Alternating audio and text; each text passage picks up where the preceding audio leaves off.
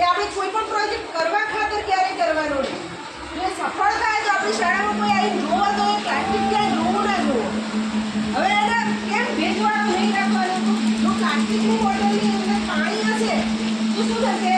Methane વાયુ automatic ઉત્પન્ન થશે અને વધારે પડતો મિથેન વાયુ ઉત્પન્ન થશે તો એ પ્લાસ્ટિકની બોટલને ફાડી દેશે.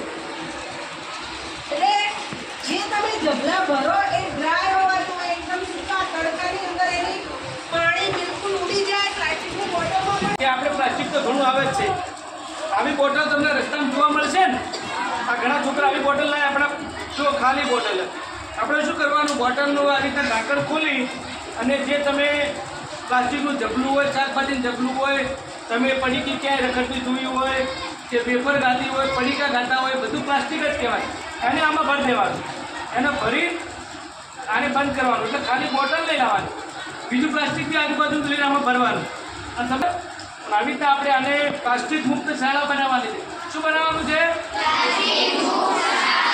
આપણી શાળામાં ક્યાં પ્લાસ્ટિક દેખાવું જોવો નહીં, બતાવવાનું આવું કે જેનું નકામું છે પ્લાસ્ટિક ક્યાં દેખાવું જોવા, એને આપણે જ નહીં લેવાનું.